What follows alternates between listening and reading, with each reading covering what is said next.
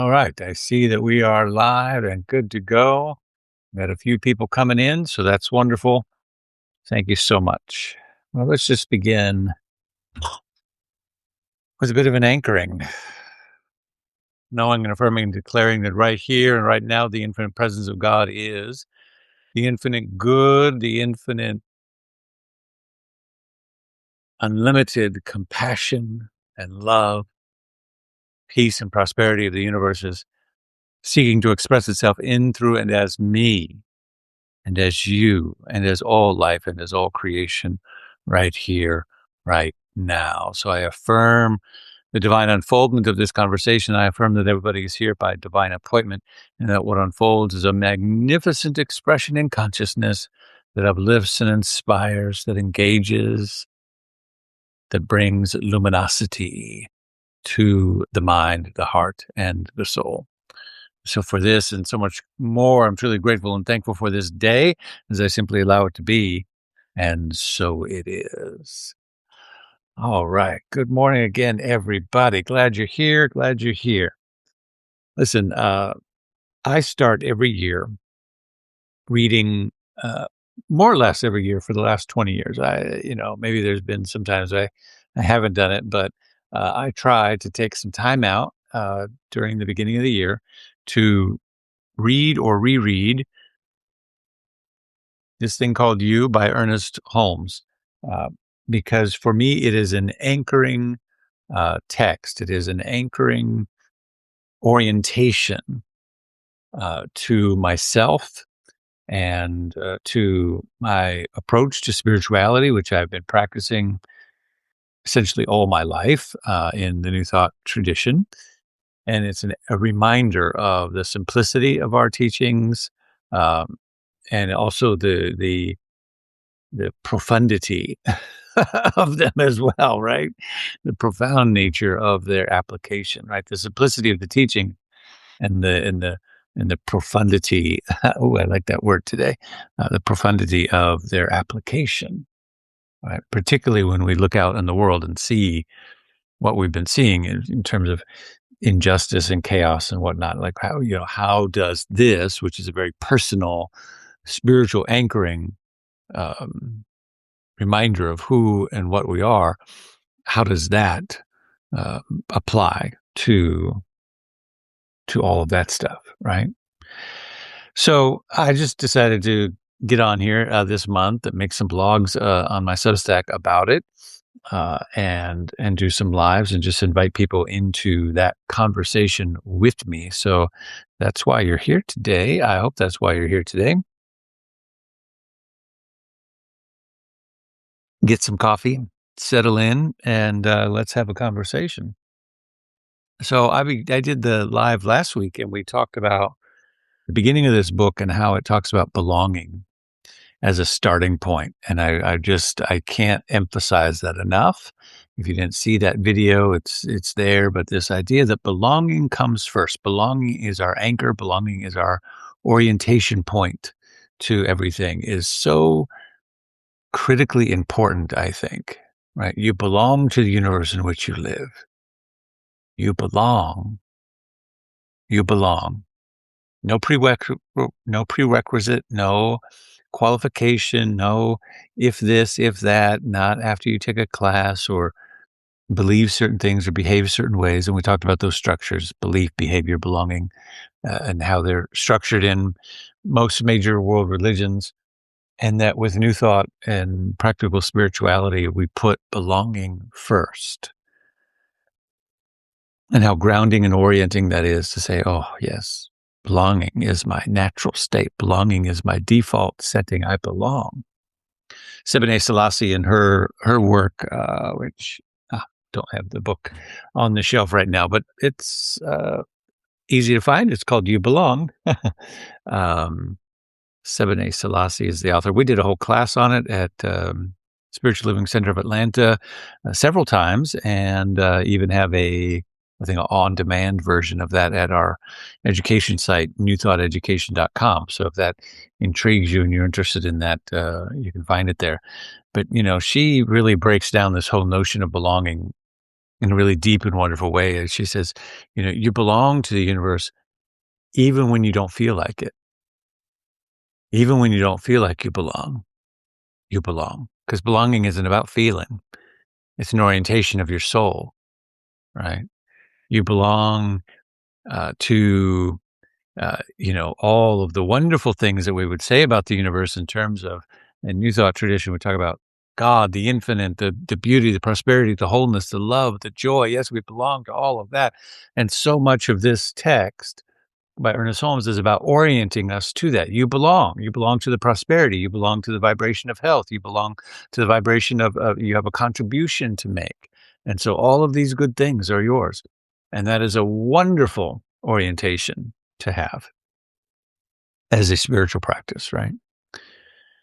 But the other side is also true, right? Which is what Sebene Selassie brings in her wisdom, which is to say that if you belong and the universe is one, then you belong to all of it.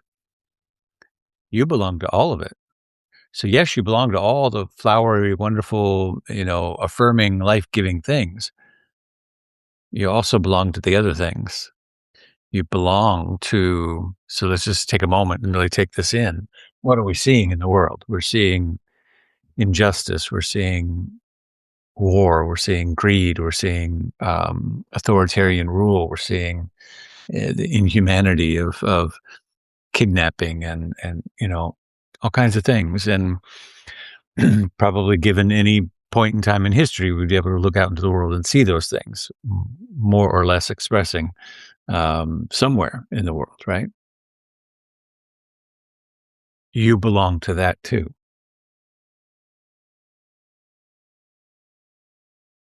You belong to that too.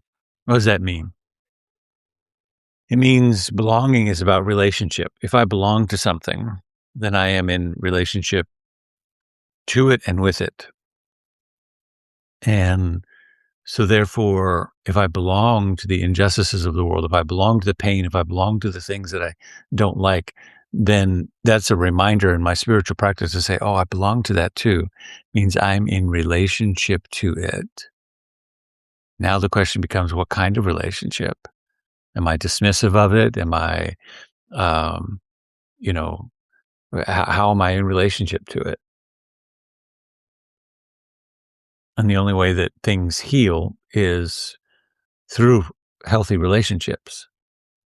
And so if I have a distant or dismissive or, disconnecting relationship to it, then that's not going to make it any better. I actually have to take that thing and bring it in and say, okay, now how do I hold this? What do I do about this? What is mine to do, right? In healing this situation. So you see how that's just chapter 1, this notion of belonging, how completely reorienting that is to everything that we do. And then he goes on, right? Chapters 2, 3, 4, 5 are all about, okay, so since this power exists and it's available to you, what are you doing with it? Are you really monitoring your consciousness, your awareness, your affirmations, your prayers, and so then he begins to go in and essentially teach you how to do this, how to stay anchored in these divine truths, how to wake up every day. I posted one today on Substack. Let me see if I can find it. And I'll go back to that quote there too. He says, no one can do this for you as well as you can do it for yourself. You are in the driver's seat of this. If you want to anchor your awareness and your orientation into these truths every day, great. If you want to do it just on Sundays, great. If you want to do it, 5 times a day, great. It's up to you. And only you are going to be able to really, do what is needed. He says, the beginning of chapter 4, he says, the universe is one vast system. All of the laws of nature conspire to benefit mankind, but these same laws automatically produce the integrity of nature. It is as though nature said, All right, little man, uh, the game is yours. Play it as you see fit. I'm going to serve you, but don't fool yourself. I'm going to reflect back to you with exactness what you already are. If you don't like what is happening, I am not going to be disturbed. You are the arbitrator of your fate. You are the captain of your soul. I'm going to reflect back to you with exactness what you are, what you put into it, right? And so the universe is reflecting back to us our thoughts, our doubts, our fears, our insecurities. That's what we're seeing, and all of the pain and injustice that is happening in the world, right? And so it's up to us to begin to heal that separation. And we begin it with simply the practice of affirmation. He says, page 39, in such degree as your thoughts has preponderance of successful feelings, your living will become successful. The law of life can work for you only as it works through your thought pattern. Since it is possible to control your thoughts, it is possible to control your destiny. Say, I am a free soul. I am completely, positively, and eternally free. I am free from doubt, fear, or unhappiness today and forever. I am a free soul. I am completely, positively, and eternally free. I am free from doubt, fear, or unhappiness today and forever.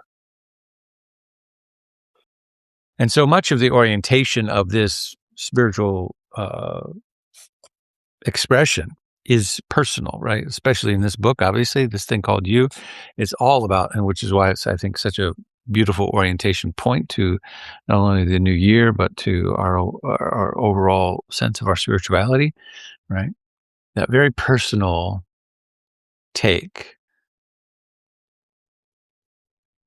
Because the way that we understand the universe and our sense of belonging is through our own relationship that we have with ourself. Our relationship with the divine is a reflection of the relationship we have with ourself first. Because we are the divine expressing as us. So our relationship with ourself reflects what we really believe about the divine.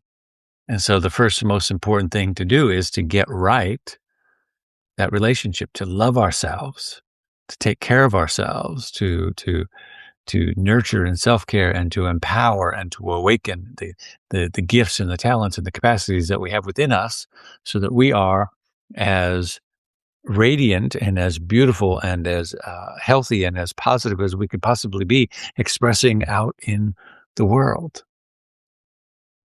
Because God would be incomplete without your dynamic expression, without your gift, without your contribution. Right? So we must get that self rightly oriented. The beauty of that we sort of add on to the sort of my liberation lens perspective here, an expansive 21st century add-on to this work, is to say that a liberated soul is a generous soul.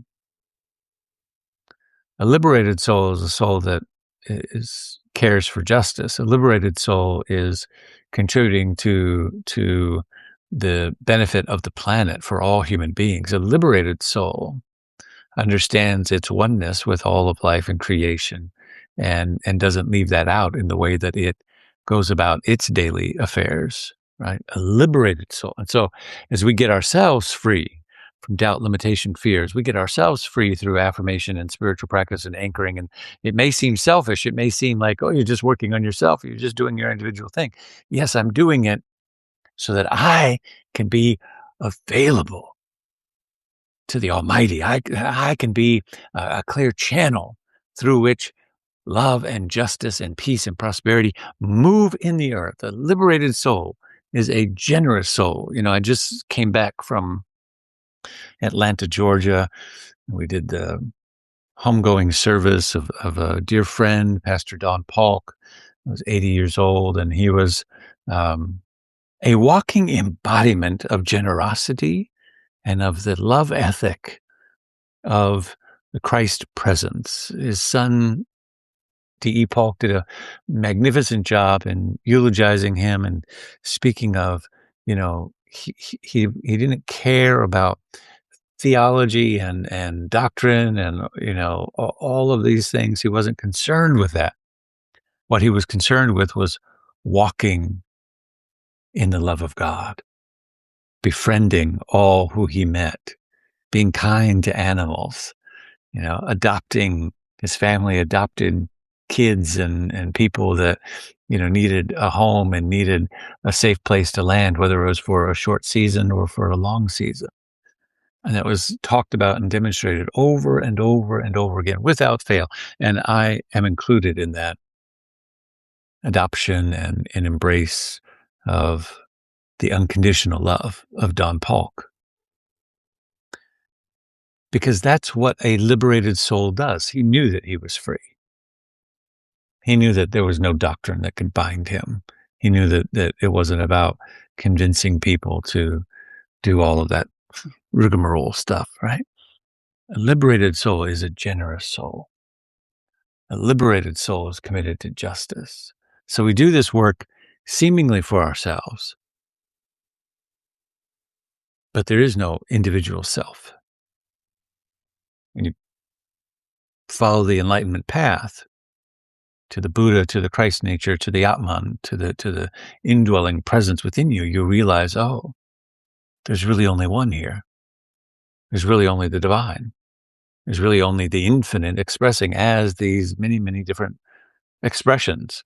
Some of them know it. Some of them don't know it. Some of them are acting out of fear and trepidation and, injustice and all of that. Others are acting out of doubt and suspicion, and others are acting out of disbelief and a shallow sense of self, and others are acting out of love and generosity and connection and wholeness. But all of it is just the one.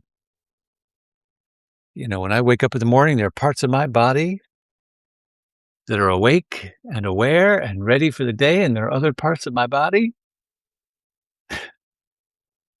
Come on, who knows what I'm talking about, right? There are parts of my mind that are awake and alert to what has to happen and what time it is and the schedule for the day. And there are other parts of my mind that just want to go back asleep. But all of it is me. All of it is the self. But parts of me are awake and parts of me are resisting that awakeness. Parts of me are ready and parts of me are like, 5 more minutes, please. 10 more minutes, please. In fact, could we just sleep in today? Right? How can that be? How could there be different things going on within the one body? Different aspects of my being are operating at different levels of frequencies. And so my job is to wake up the whole self. Say, come on, David, come on, here we go. Do all the tapping and waking up and,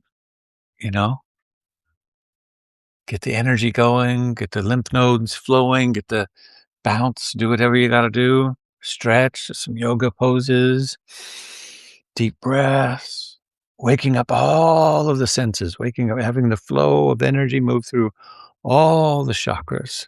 Have some coffee or some water with lemon. I like to start with water and lemon to hydrate the cells, and then my cup of coffee.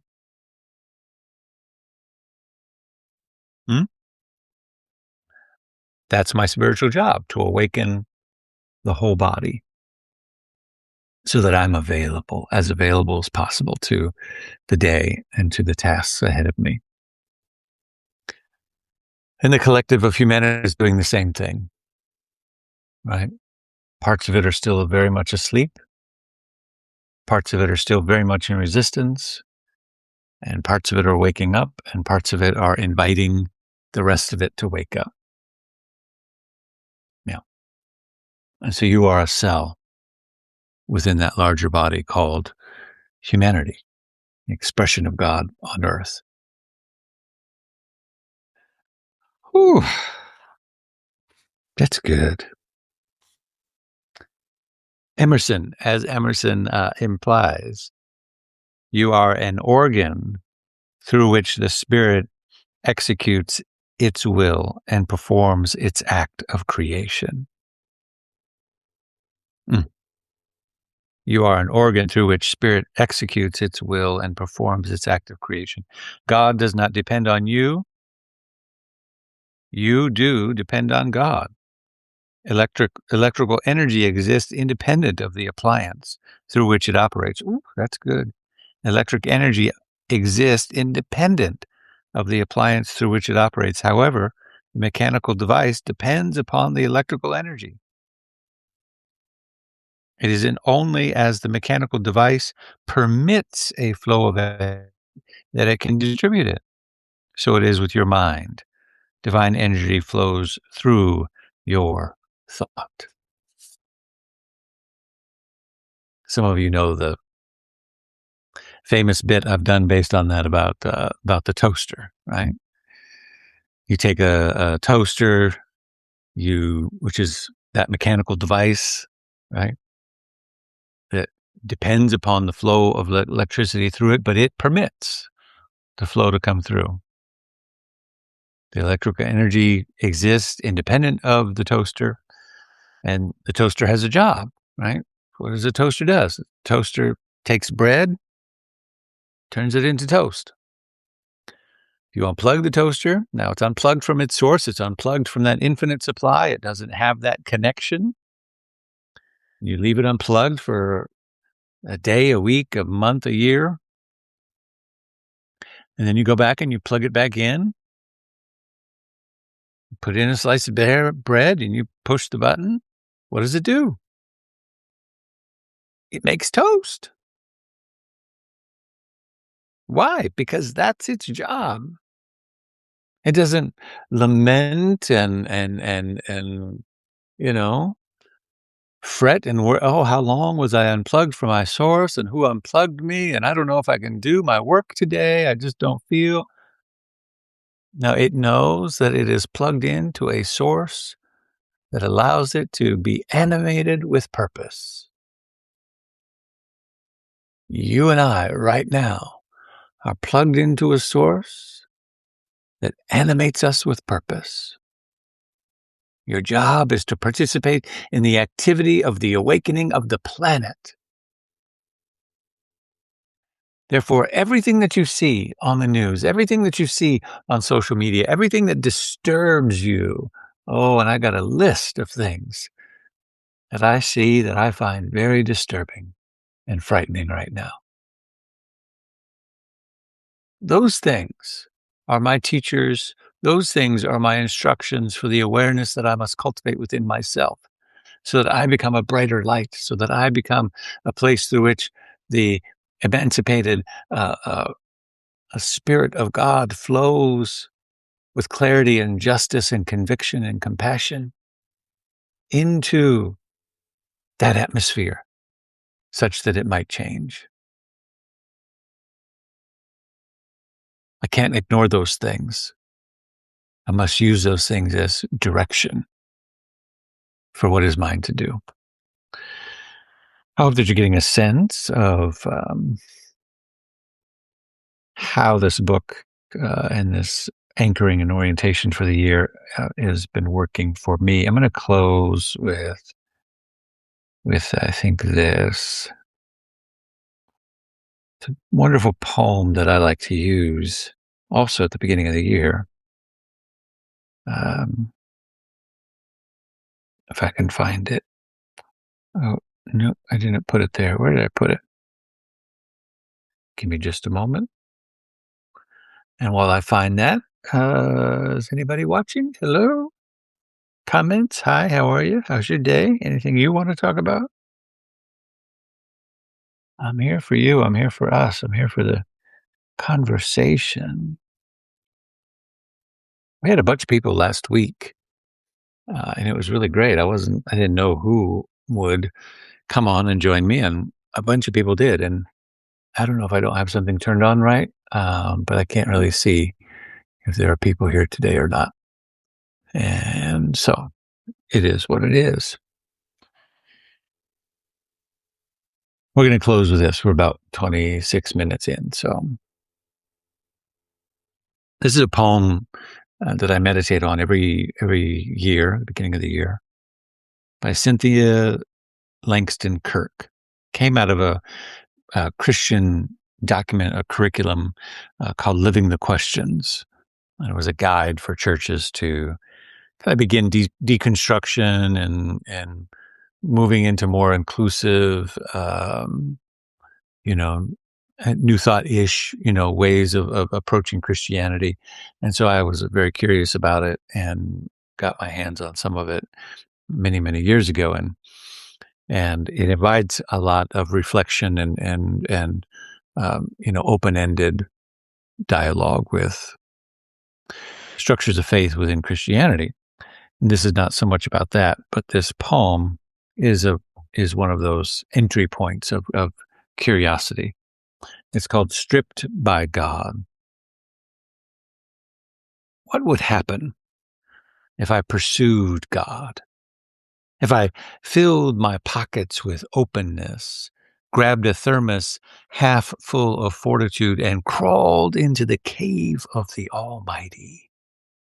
Nose first, eyes peeled, heart hesitantly following, until I was face to face with the raw, pulsing beat of mystery.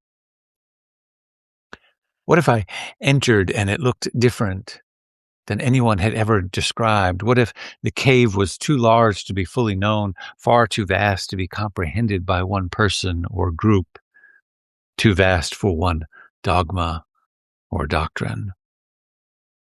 Would I shatter at such a thought? Perish from paradox or puzzle? Shrink and shrivel before the power? Would God be diminished if I lived a question rather than a statement? Would I lose my faith as I discovered the magnitude of grace?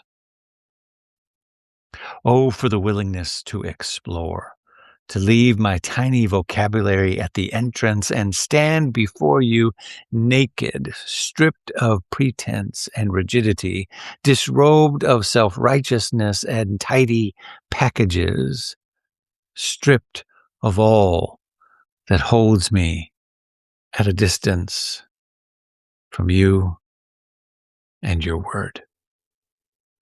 Strip me, O God, then clothe me in curiosity and courage. Strip me, O God, then clothe me in curiosity and courage. My invitation for you today, this week, this month, at the beginning of this year, is that you continue your journey of awakening, to stand before the Almighty in that presence, stripped from all pretense and tidy packages of certainty, and then be clothed in curiosity and courage. Curiosity and courage about what we are seeing on the news, curiosity and courage about what we are feeling with inside of ourselves, curiosity and courage about what it all means, what our belonging is to it, and how we can awaken through affirmation and self-empowerment and remembering of who and what we are, our power and capacity to shift and to heal and to transform the planet. That's what I think this journey is all about. This thing called you. All right, my friends. Peace and blessings. Have a magnificent day. Let me know in the comments your feedback, your questions, what you want more of. If you want me to come on next week and do some more of this, I'd really appreciate hearing from you. If you're in the local Portland area, I'll be speaking at Unity of Portland on Sunday, January 25th. That's not this weekend, but the following, and doing a workshop after the service, and looking forward to that. And otherwise, I wish you a magnificent day. Peace and blessings. Bye for now.